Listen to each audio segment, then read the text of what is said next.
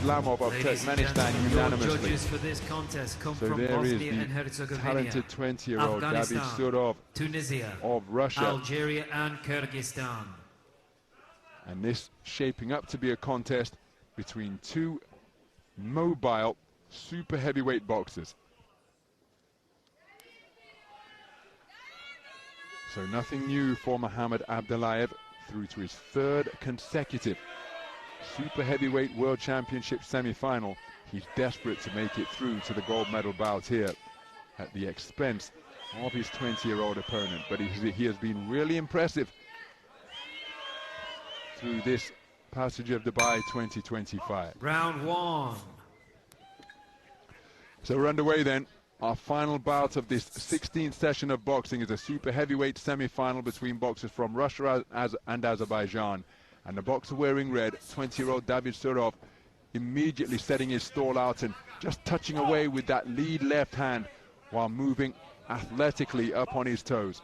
The boxer wearing blue, who just parried the incoming left hook, is an adept switch hitter, and that's why he momentarily switched to the southpaw stance, leading with his left leg. That's what he's disengaged from the clinch as well.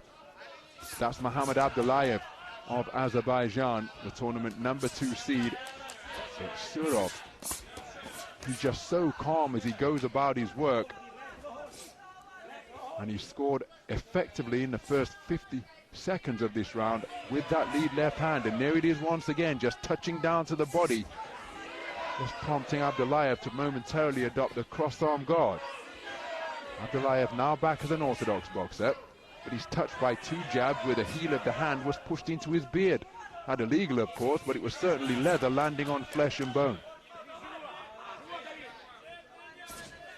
That's an altogether harder jab from Surov, and look at how he's pushing off that back foot to get real purchase on it. Now, has Abdullayev been hurt by those jabs to the solar plexus? Because he backed off, he stopped punching, and we're just keen to get a little bit of respite. Very calm operator, of course, but Surov is picking up the tempo here, driving him from one corner to the other and continuing to probe that same area with that really potent, precise lead left hand. Very impressive first half of the round from Surov, and if we're sensing that from our ringside commentary position, then Surov has probably sensed something up there in the boxing ring and is keen to maintain this high tempo and continue to peck and poke away with that lead left stick. Abdullayev appears to be going through a bad patch in the round.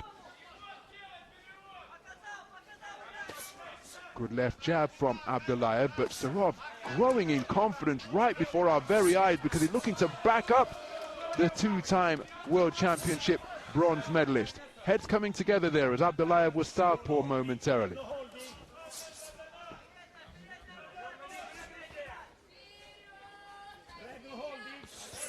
Good burst of punches to the body as Abdullayev sought to impose his bulk on Surov, but he freed his hands and managed to score effectively just above the Azeri boxer's belt line.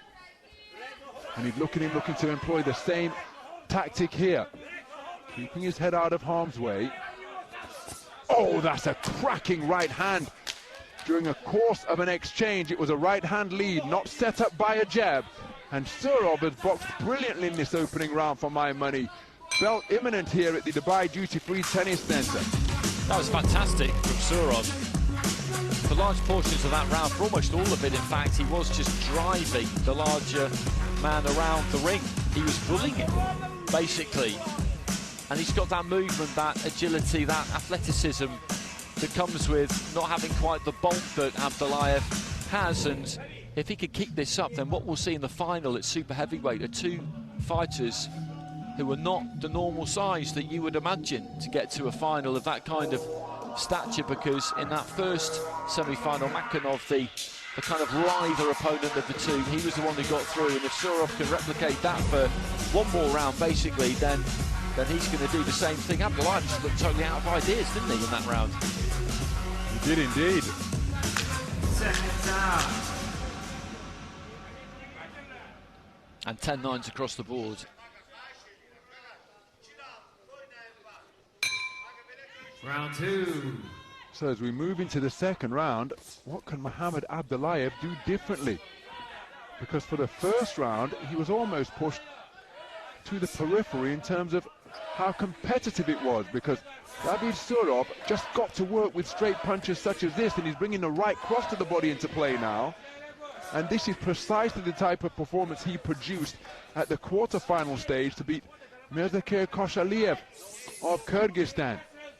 But that is a boxer of an entirely different stature, and when you saw that, it perhaps wasn't surprising, because Koshaliyev just couldn't get his feet going to keep up with the athletic, lithe Surov. But Abdullayev, mobility, one of his hallmarks, but my goodness, he's not able to demonstrate it here so far, because Surov has set his stall out early and setting about his man, not with reckless abandon or blind aggression, but with patience and precision and fantastic use of the feet. He lands another right hand just above the belt line, and he's putting variety into his work now, and Abdullayev reduced to a rather agricultural overhand swing that was easily evaded by Surov. And look at him walk Abdullayev back to his own blue corner.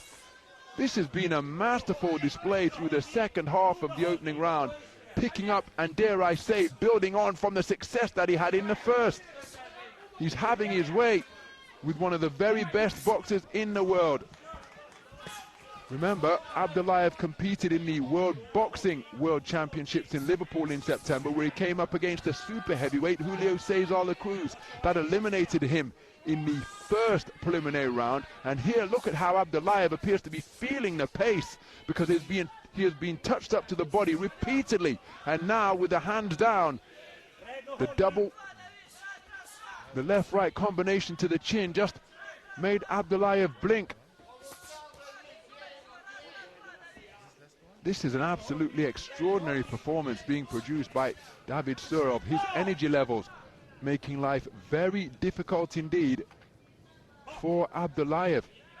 He gamely steps back into the breach. He scores with a good left hand to the body.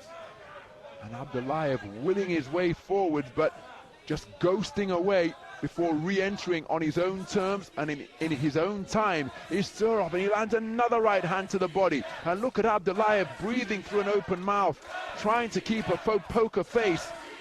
But I think the fatigue is just descending on him now, and a left hook twice in quick succession sends Abdullayev back across the boxing ring. He's trying to maintain a phlegmatic expression, trying to keep his shape, but this has been an absolutely sensational 3 minutes of boxing produced from bell to bell by David Surov. 100%, that he replicated in that second round what we saw in the first. The rhythm is absolutely fantastic, the tempo is great, the punch output, the variety, the footwork, absolutely everything. And this must be a demoralising experience for Abdullayev, for somebody of his longevity in the sport and with all the things that he's achieved, to be just having his backside handed to him here, to be perfectly honest, by Surov. And it's just indicative of the way things have gone for this Russian team, because the performances that they put in over and over again at all different weights have been outstanding, really, and that's reflected by the scorecards. There's a couple of 10-8s in there, one from Bosnia and Herzegovina, one from Kyrgyzstan, so clear water. And all Abdullayev can try and do in this final round is just hunt for the knockout, but I just don't think it's realistic. I don't see how he can possibly set that up. And the chances of Surov just getting caught with some big punch swung from the rafters, I'd say, is zero. Indeed, very slim, one would suggest, but this is super heavyweight boxing, and the boxers more capable than any other weight class of ending a contest with a single shot. But the manner in which the first 6 minutes have unfolded, see Abdullayev in that type of realm now. I'm not quite sure his energy levels have recovered after that 60-minute interval.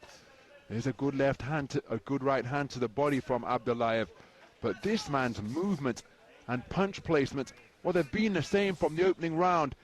After 6 completed minutes of boxing, they're identical. No lack, no change in the velocity of the punches, no diminution of the manner in which he can move about the boxing ring. And there's the burst of shoe shine punches to the body, ending with that left hook to the head.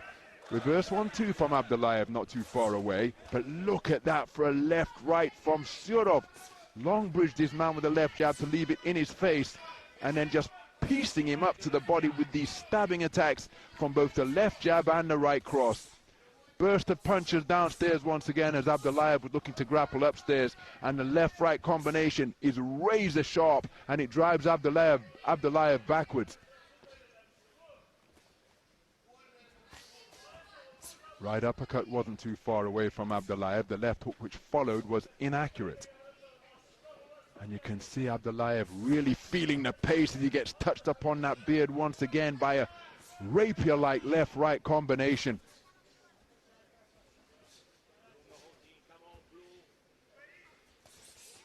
Look at Surov work that body, and again, when he's been doing that since the opening round to get this type of response.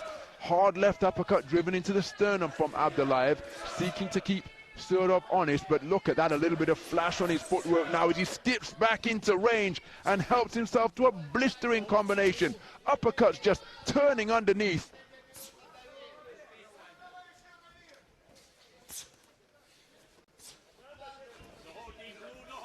Well, it's difficult to believe what we're actually witnessing here. And again, right hand to the body, left hook to the jaw. Abdullayev shoves his man off, but he steps right back into range and helps himself with another lance-like left jab into the body. Oh, what a right-hand lead, catching Abdullayev as he advanced to check his chin. Terrific punch placement from the man in red. And now he drops down to the body once again.